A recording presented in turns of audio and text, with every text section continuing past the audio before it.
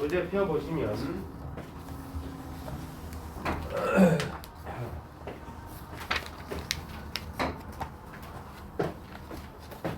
다 알고 있는 것들이지 이 정도는 그냥 다 올리고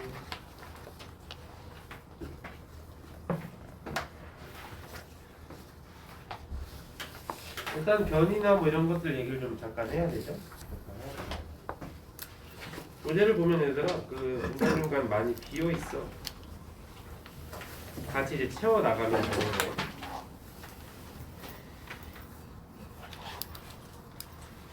이동거리랑 변이 얘기 나와 있어, 그지? 뭐 너무 간단한 거니까 간단하게 이동거리 거기다 잠깐 좀 우리 채워주고 시작해 볼까? 이동거리는 뭐라고 쓰면 될까? 물체가 이동한 거리인데 그 말 자체가 더 이상 해석이 불가능한 단어지, 그죠?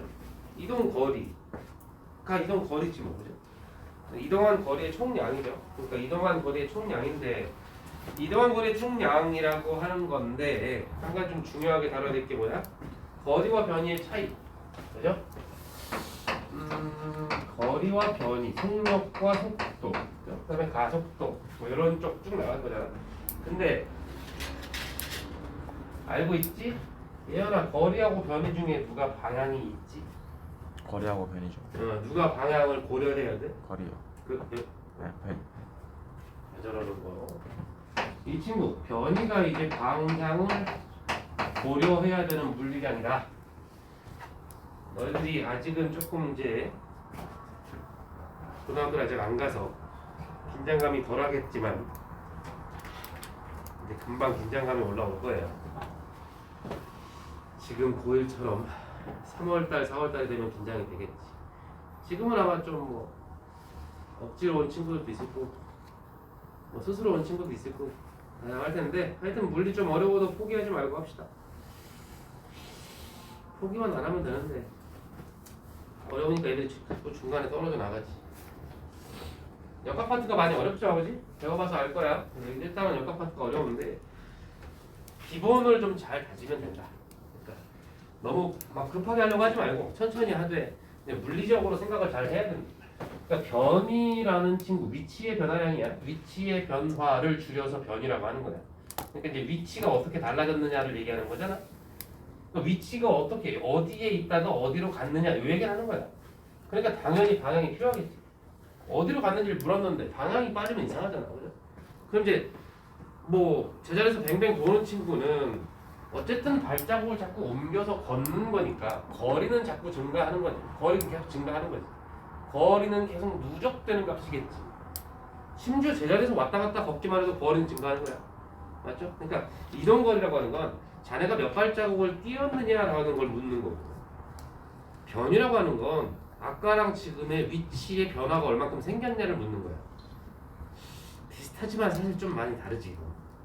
잘 생각을 해봐야 돼, 얘들아. 이거를 생각 잘 해보면 그냥 단순히 방향이 없다 있다 막 이렇게 해서 외우려고 하면 안 되고 왜 물리에서 저 변이라는 개념을 다루는가 라고 생각을 해봐야 됩니다. 거리는 방금 얘기했지만 그냥 이동한 거리의 총량이니까 절대로 거리는 운동을 시작한 물체가 지금부터 시작해서 뭔가 움직였다 이거야. 뭐 안 움직일 수도 있겠지만 움직일 수도 있고 하여튼 그렇게 되면 거리라는 개념은 절대로 줄어들 수가 없지. 맞나? 거리라는 게 그러니까 가만히 멈춰 있으면 거리는 뭐 증가하진 않겠지만 줄어들진 않는다 최소한. 그죠? 움직이기 시작했으면 방향을 바꾸든 뭐 하든 공중으로 점프라든 뭐 하든 절대 거리는 달라지지 않는다는 거지. 아니, 달라지지 않는 게 아니라 감소하지 않는다는 거야. 그러니까 거리는 그렇게 이해를 하셔야 되고 변이는 위치의 변화니까 어느 쪽인지 방향을 물어보면서 방향을 같이 표현을 해야 되는데 이게 이제 오른쪽이냐 왼쪽이냐라고 하는 게 우리한테는 편하지만 그죠? 이제 문제를 풀려다 보면 플러스나 마이너스라는 개념으로 자꾸 들어가죠. 보통 이제 플러스를 오른쪽, 마이너스 왼쪽 이렇게 하는데 그건 상관없는 거고 뭐 위쪽 아래쪽 상관없지?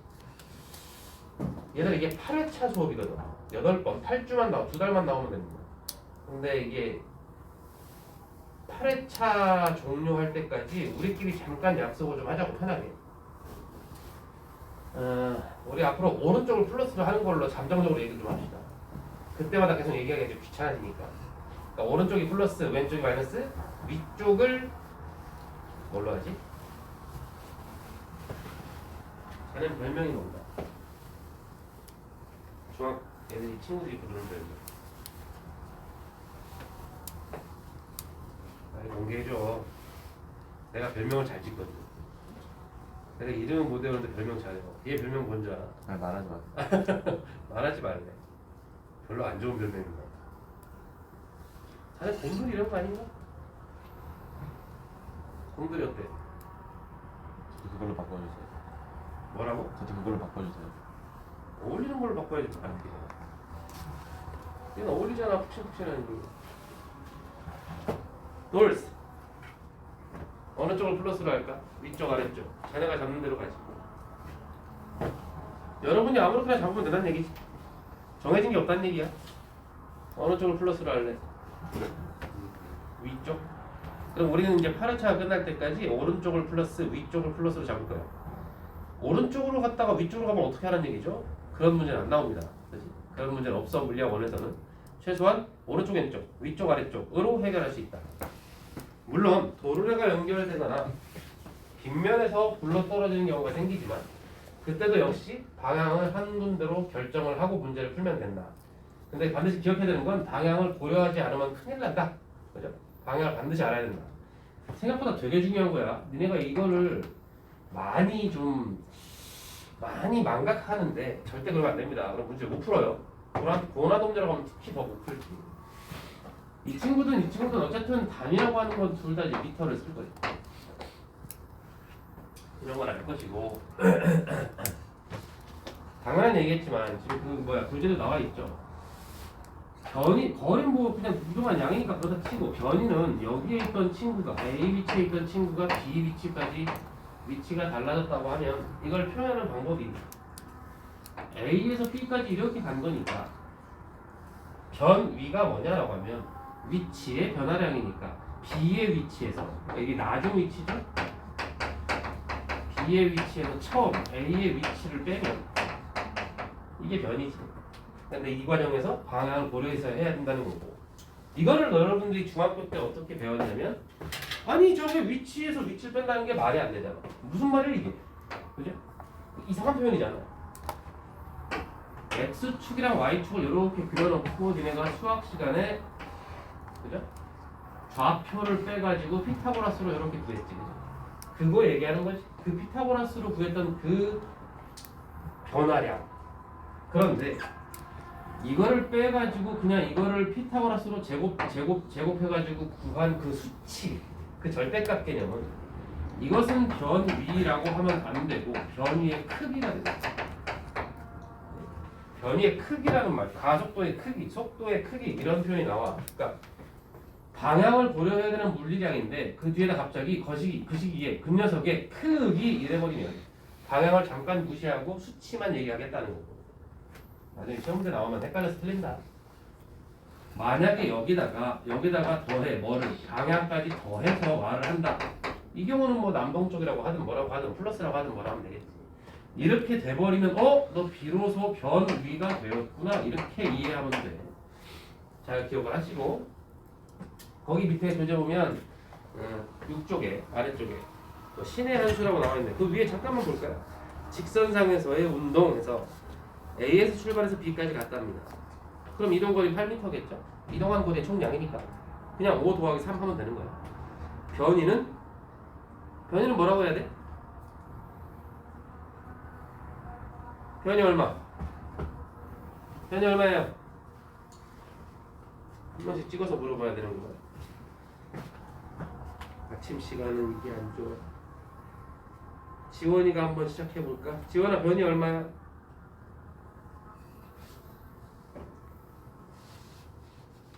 변이 얼마?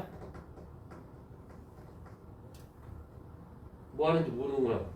거기 걔 A에서 B까지 갔다가 오는 애 직선상에서의 운동. 뭐라고? 괜찮아 그냥 얘기하면 돼. 2m.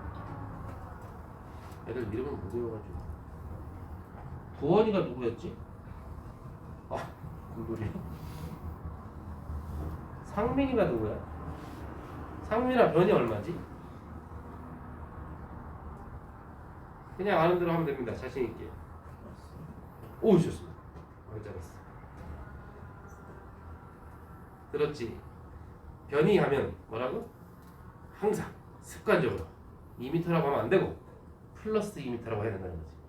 수학에서 플러스는 생략하기도 하잖아요. 그러면 안 되고 이게 그러니까 물리학에서 방향을 고려한다고 할 때는 여러분들이 수학에서 그 생략하는 플러스 요거는 잠깐 접어두고 계속 강박관념을 가지고 플러스 마이너스를 떠올리면서 문제를 풀어야 됩니다.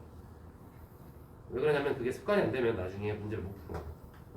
그래서 이 경우에는 변이는 플러스 2m다. 곡선상도 마찬가지로 3m, 5m 나와 있으니까 알 수 있는 건데 밑에 신의 한수 이동거리와 변이의 값이 달라지는 순간이라고 해요. 이동거리와 변이의 값이 달라진다. 어떻게 하면 달라질까?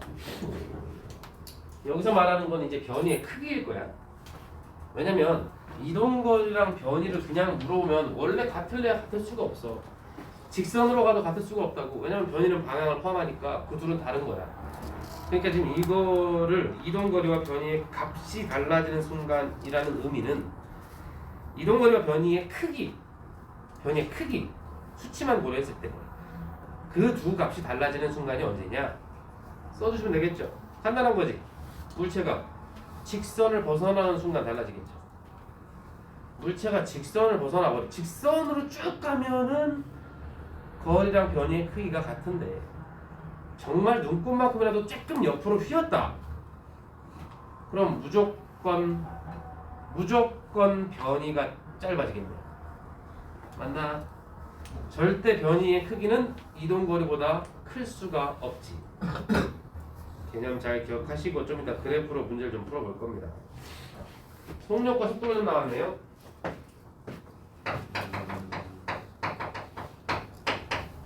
이 친구도 잘 알고 있죠. 속력과 속도는 둘 다 마찬가지지.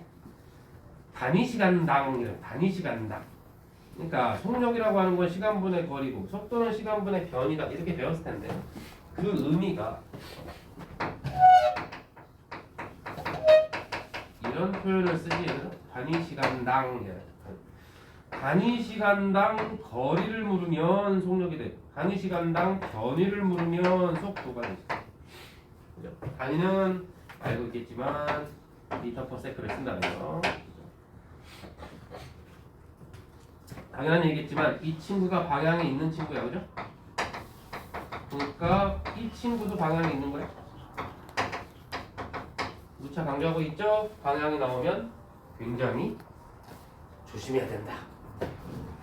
그러면 속도도 아까 변이처럼 변이의 크기 하면 그 어떤 수치만 따지는 것처럼 속도도 마찬가지로 속도의 크기 이래버리면 방향을 잠깐 생략하고 절대값 개념으로 물어본다.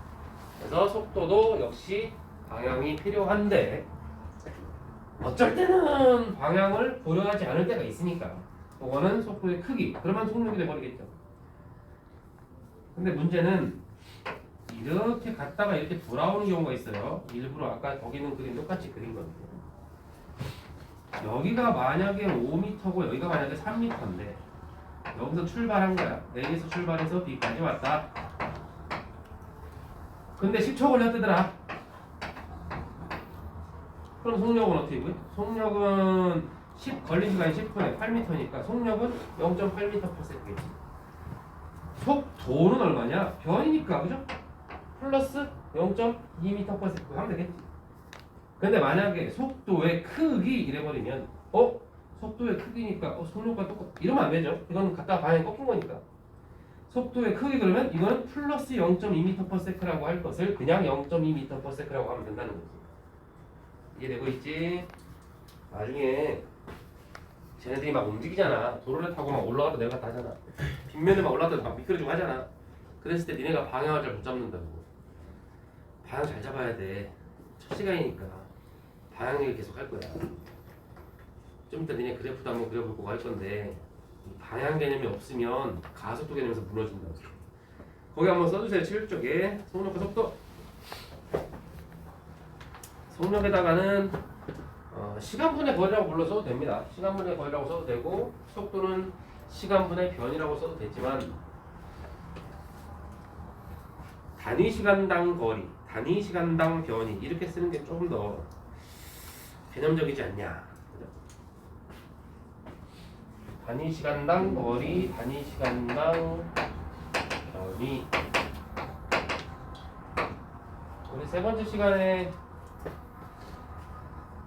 여러분들 실력을 좀 알아야 내가 수업 속도나 깊이를 조절할 수 있어서 세 번째 시간은 오늘 첫 번째 온 기념으로 간단하게 문제를 좀 풀 겁니다. 한 8문제만 좀 풀어볼게요. 수요일 애들 풀렸더니 잘 풀더라고. 수요일에도 심화반이 있거든. 니네랑 똑같이. 니네랑 똑같은 컨셉의 반이 있는데 괜찮게 풀더라고. 내가 좀 일단 보고 상대 속도는 간단한 거죠. 어떤 물체가 다른 물체를 봤을 때 속도가 어떻게 보이느냐. 그래서 보통 이렇게 표현하죠. V가 이제 벨로시티니까 속도의 그지? 기호고 A가 본 B의 속도, A에 대한 B의 속도 이렇게 말하지. 그러면 상대방의 속도에서 내 속도를 빼주면 된다. 한 번은 또 해봐야죠. 이렇게 간다는 거죠. 그랬을 때 A가 본 B의 속도는 말 그대로 그지? 이 친구도 뭐야? 끝에가 멱이 아니고 도지 도? 상대 속력이 아니고 상대 속도? 상대방의 속도 그러니까 B의 속도에서 내 속도를 빼주면 되는데 B의 속도는 5라고 하면 안 되는 거죠. 마이너스 5 빼기 A의 속도는 플러스 3 이렇게 들어가야 될 거예요. 그래서 상대 속도를 구했을 때는 반드시 마이너스 부호가 뭔가 튀어나와야 되는 거야. 상대 속도가 나중에 아인슈타인의 상대성 이론의 밑거름이 되는 거 아니에요? 잘 기억을 해야겠지. B에 대한 A의 속도 마찬가지 한 번만 해봅니다 이거. 자 이렇게 해서 이렇게 될 텐데 상대방에서 내 속도를 빼는 거지. A의 속도는 플러스 3이요. B의 속도는 마이너스 5니까 이것은 플러스 8m/s. 기억하세요 이거. 요거 당연한 얘기겠지만 서로 상대방을 보고 있기 때문에 서로 상대방을 보고 있으니까 무조건 두 부호는 반대가 돼야 됩니다. 그렇지? 하지만 서로가 서로를 보고 있는 거니까 이거 크기는 같아야 되죠. 크기는 같은 거고 당연한 얘기지? 둘이 서로가 서로를 보고 있는 건데 그러니까 서로 멀어지건 가까워지건 그 빠르기는 똑같아 보이는데 방향은 반대로 보이겠지. 상대속도 문제를 하나 풀면 좋은데 여기 상대속도 문제가 18쪽에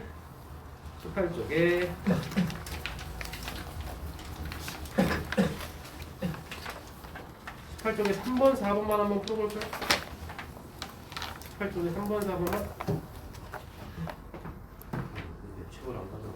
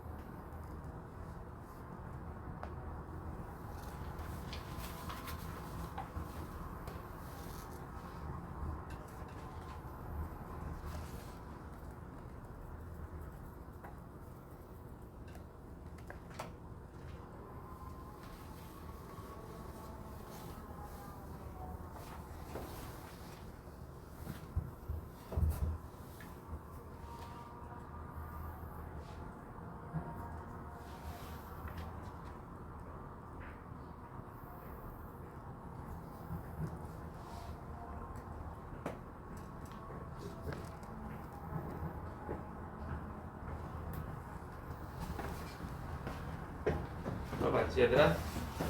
답은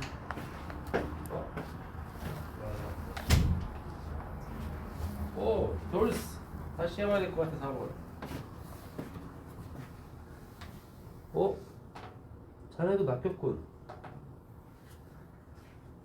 이 친구는 뭔가 잘했네. 개념이 좋구만. 물리 좋아하나? 뭐지? 그 반응은? 좋아할 리가 없지 않냐 이 정도면. 물리 괜찮게 하는 것 같은데? 이게 사소해 보여도 개념이 있어야 잘 맞추는 거야. 물리 좋아하지. 되게 달라? 이상한데?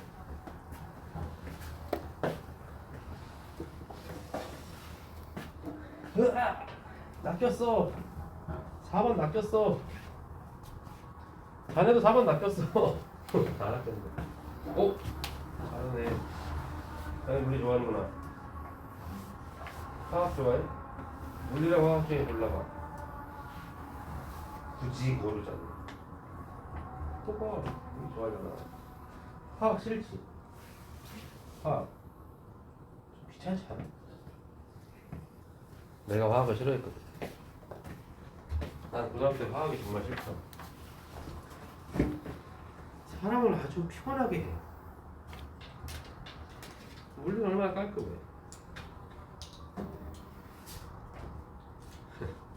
이거 그냥 답만 불러주고 넘어가려고 했더니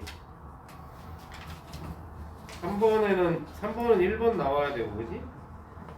3번은 1번 나와야 되고 4번을 왜 풀어보라고 했냐면 지금 그 ABC가 움직이는 그 뭐랄까 그래프가 이거는 말 그대로 그래프잖아? 그죠? 위치와 시간 그래프인데 마치 이게 무슨 코스 경로인 것처럼 보이는 거죠. 경로는 셋 다 똑같아. 문제에서 동일 직선 위에서 움직인다 했거든. 그러니까 셋 다 똑같은 길을 간 거야. 근데 다만 시간에 따른 빠르기가 달랐던 거지. 그러니까 이제 A랑 C가 옆으로 휘어져서 갔다 이렇게 보이면 이제 그런 걸 노리는 거잖아. 그렇게 보이게끔. 근데 전혀 그런 게 아니라는 거지. 그대로 갔다는 얘기죠. 그대로 직선으로 갔다고. 그래서 3번에 1번, 4번에 2번 이렇게 잡아주면 됩니다.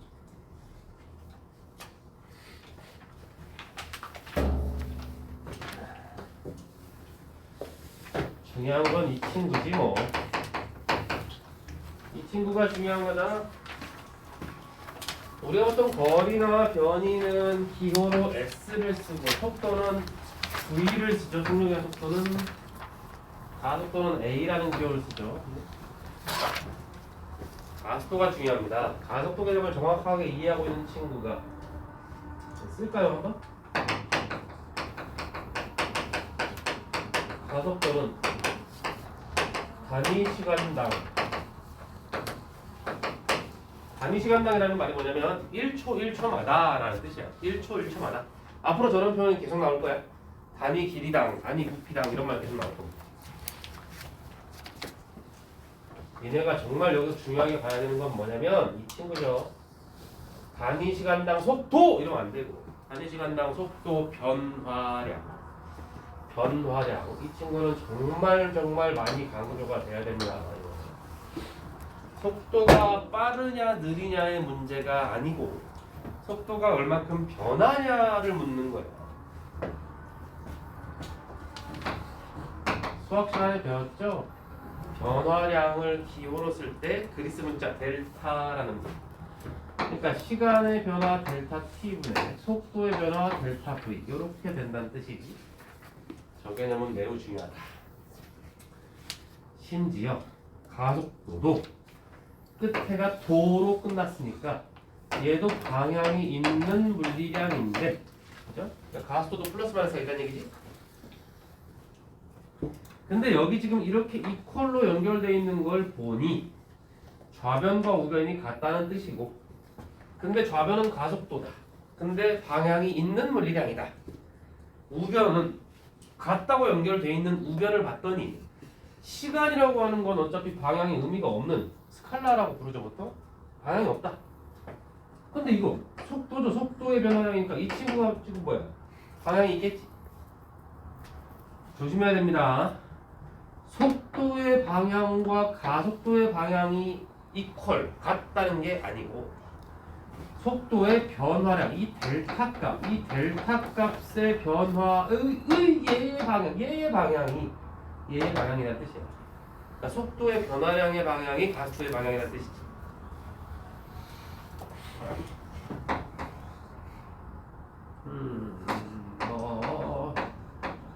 하나만 좀 가볍게 하고 갈까 봐요. 3m/s였다가 9m/s였다가 조금 있다가 5m/s 가지고 이런 상황을 한번 생각해 봅시다. 걸린 시간은 몇 초입니까? 이렇게 걸린 시간 해가지고 2초 이렇게 적을 거예요. 그럼 첫 번째 구간에서의 가속도 A1은 걸린 시간 2초분에 속도 변화량 나중 거에서 처음 거 뺐으니까 6이겠죠? 근데 이 6을 이렇게 쓰면 좀 재미가 없어. 기왕이면 우리가 이렇게 원래 써도 되는데 얘들아 너네가 이제 나중에 많이 익숙해지면 그렇게 하는 거고요. 걸린 시간분의 속도의 변화량 나중 거에서 처음 걸 빼야 되겠죠. 변화량은 항상 나중 거에서 처음 걸 빼는 거야. 나중에서 처음 거야. 플러스 9에서 플러스 3을 뺐다. 이렇게 인지를 계속 해야 된다는 거야. 그래야 빗면 도르래 문제를 풀어내는 거야. 자, 이렇게 됐으니까 이거 뭐 간단한 거 아닙니까? 플러스 3 가속도에 대한 9m/s 이렇게 구해진다는 거죠. 마찬가지야, 그지? A2 두 번째 구간에서의 가속도도 그냥 그대로 가봅시다. 걸린 시간 2초 거래 나중 속도 플러스 5에서 처음 속도 플러스 9를 빼면 얘는 이상하다. 마이너스 2m/s 이렇게 되는 거죠. 니네가 지금 뭘 주목하고 있어야 됩니까? 얘의 부호는 지금 전부 오른쪽이니까 속도가 플러스였어. 그러니까 속도의 부호는 계속해서 플러스지. 그렇다고 가속도가 플러스고 얘도 플러스가 아니죠, 그죠? 왜냐면 변화량이 9에서 5로 감소하고 있는 거고 3에서 9로 증가하고 있는 거니까 이 증가했다는 그 증가량의 기호가 플러스, 감소했다는 의미의 마이너스라는 얘기죠. 되겠지? 이 개념 굉장히 잘 기억해 두시라고. 나중에 분명히 아차 아맞다 어떻게 풀어요 등등 막 나오죠. 왜냐면 지금은 수치를 그냥 간단하게 주고 물어보니까 쉬워도 나중에 이제 문자로 쫙 뿌려버리면 어려워지지. 요 개념은 정확히 기억을 하고 있어야 돼. 지금 같은 경우는 매 초마다 속력이 어떻게 빨라지고 느려졌는지가 뭐 정확히 알 수는 없어요. 근데 누가 봐도 첫 번째 가속도와 두 번째 가속도가 크게 다르죠. 크기가. 이런 건 이제 우리가 보통 등가속도 운동이라고 하진 않지. 요거까지만 하고 우리 잠깐 쉬었다 가자. 원래 주말 아침 시간은 힘들어. 9시 10시 수업 오후가 돼야 돼. 그래야 애들이 살아가고. 이거는 뭐 니네 어지간히 알고 있지 않나 이 식은? 그죠? 혹시 잘 모른다, 기억이 안 난다, 까먹었다 그러면 책에 교재로 정리가 돼 있으니까 뭐 굳이 쓸 필요는 없을 것 같아. 근데 등가속도 운동에서 쓰는 이 공식 4가지는 좀 많이 중요하죠. 이거 어디 정리돼 있냐고? 여기 있어요. 거기 어디지? 13쪽이요. 13쪽이에요. 13쪽 맨 아래 아주 쬐끄맣게 귀엽게 써 있습니다.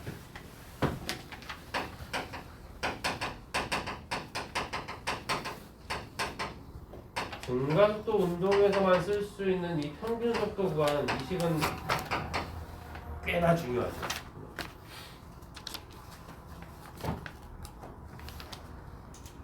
쉬울 때, 물리가 아직 쉽고 괜찮을 때 즐겨야 됩니다. 이게 어느 한순간 또 갑자기 훅 어려워지거든요. 이거 기억해주세요. 이거 별표 하나 살짝 기억해 해줄까요? 등가속도 운동에서만 쓸 수 있는 그러니까 등가속도 운동이라는 보장이 없는데 평균 속도를 이렇게 구하면 큰일 난다. 원래 평균 속도 그러면 어떻게 구합니까? 전체 걸린 시간분의 전체 변이하면 되는 거지. 총 걸린 시간분의 총 변이. 근데 문제에서 등가속도 운동이라고 알려주거나 너네가 딱 판단을 해봤는데 등가속도인 게 확실해. 그러면 처음과 나눈 속도 더해서 2로 그냥 나눠버리면 된다는 거지. 이거는 여러분들이 평균 속도를 구할 때 좀 편하게 하게 해줄게 라는 의미의 식이 아니고 이 식이 없으면 문제를 못 푸는 그런 컨셉이 나온다. 그러니까 이거는 굉장히 중요하게 잘 받아야 됩니다.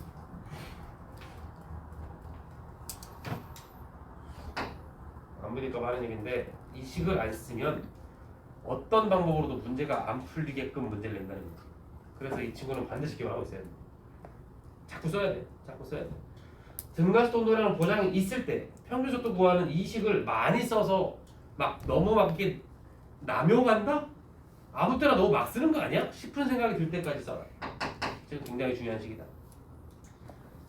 뭐 유도 과정은 굳이 보여줄 필요 없습니다만은 이거는 당연한 얘기죠. 처음 속도에다가 1초당 속도 변화량 총 걸린 시간으로 곱해서 더해주면 따준 속도가 나오겠지. 당연한 얘기겠죠.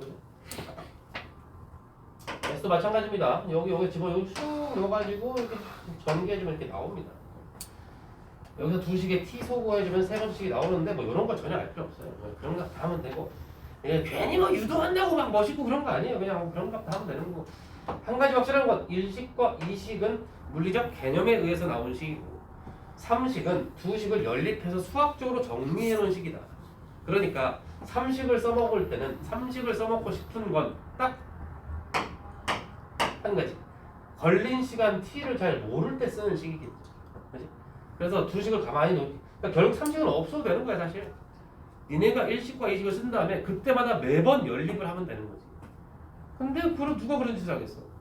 그러니까 연립해 놓을 테니까 간단하게 이거 써라 이 얘기를 하고 있는 거야. 그러니까 시간을 모를 때는 세 번째 식을 잘 활용하면 좋겠지.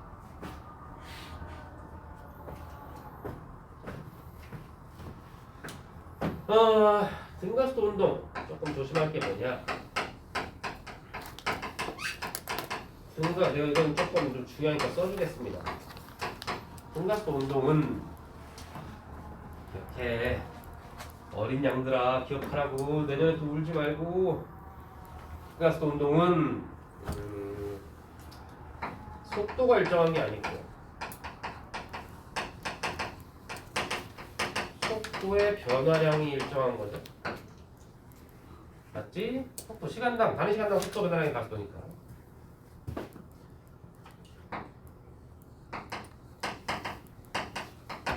그리고 방향.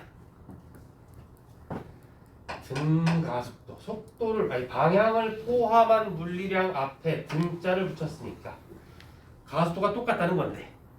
근데 가속도가 뭐냐? 속도의 변화량이죠 시간당. 그런데 방향도 포함한다네요. 그렇지? 근데 그 앞에 등자를 붙였으니까 항상 방향을 조심해야 됩니다. 그지? 좀 잘 기억하고 있어요. 이것도 등가속도 운동에 대해서 너무 쉽게 생각하면 안 됩니다. 이 식들에 넣어가지고 문제를 풀어내는 것 자체는 그렇게 어려운 일이 아니에요. 근데 문제를 해석해서 저기 있는 식을 니네가 만드는 게 어려운 거지. 아니 공식 넣어놓고 여기다 3 넣고 여기다 7 넣고 이걸 누가 못하겠어. 그런 문제를 풀자는 게 아니라 너희들이 심심할 수 있으니까 아니다. 뭘 심심하냐. 얘들아 잠깐 쉬고 있어라.